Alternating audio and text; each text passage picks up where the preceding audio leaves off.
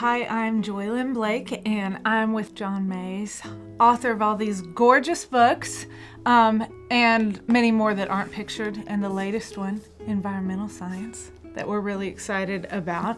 And at Scholé Academy, we offer courses in all of these, middle school through high school, and the others that aren't even pictured, right, John? The accelerated Right, there are a few version. more. Yeah, there's a few more. But I wanted to ask, John, as students prepare to go through these things, we have experienced as homeschooling moms and parents and so forth, that these are beautiful and rich texts. But before they get there, when you were telling the little ones, go play outside in the dirt, which we heartily support, go enjoy creation as you know it, then come inside, cuddle up on the couch and read some books.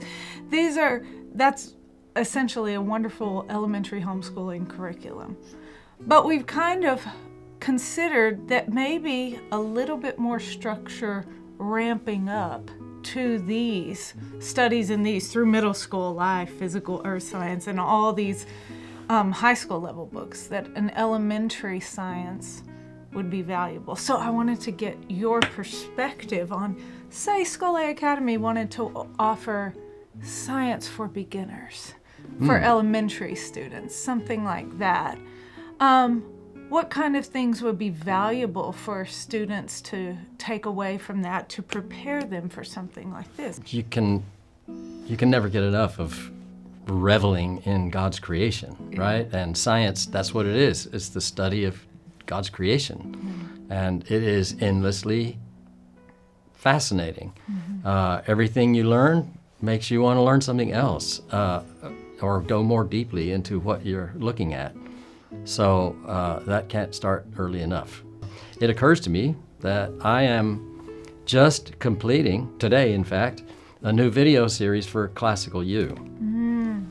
And it's called Cultivating Wonder Throughout the School, and with a subtitle, I think something like Developing a Wonder-Rated Mind, a term I coined to describe the state of mind where you see the wonder in creation everywhere you look.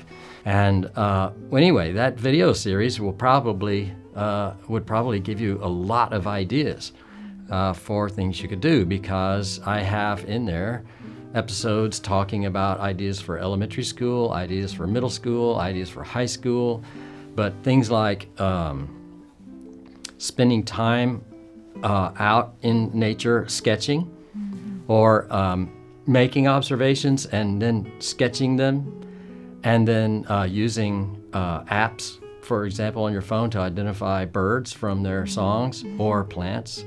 I have apps on my phone for both of these, and I use them all the time. But then that would give you like an encyclopedia of ideas that go all the way back to the earliest grades of activities that you can do that were ideas that I thought up specifically because they lent themselves to discovering the wonder in nature. One of my favorite theologians has said that everything in creation is an instance of God uttering himself. Isn't that beautiful? God uttering himself. And God loves the creation, and his creativity knows no end. And when you think about every leaf and every insect as an instance of God uttering himself, then suddenly those things take on a whole new character as precious things that are fascinating. When I speak to you and others who love science and seeing God in the natural world and in things like this, there is such a resonance there. I'm like, I have loved that too. I've read about that too. I felt that too. I've seen that too. And people who have the eye for it like you do, so scientists or I would say like Scholé Academy instructors who are science lovers, it can ignite that, or at least help the student to identify, oh, that flame is in me too. I just needed someone to help me see it, someone to help me direct my gaze. So the cultivation of wonder wonder and the invitation to bring students into this joy.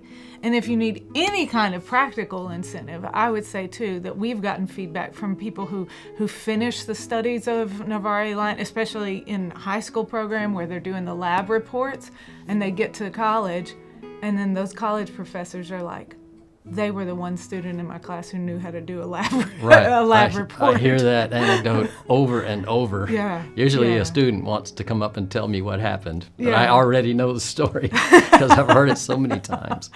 Yeah.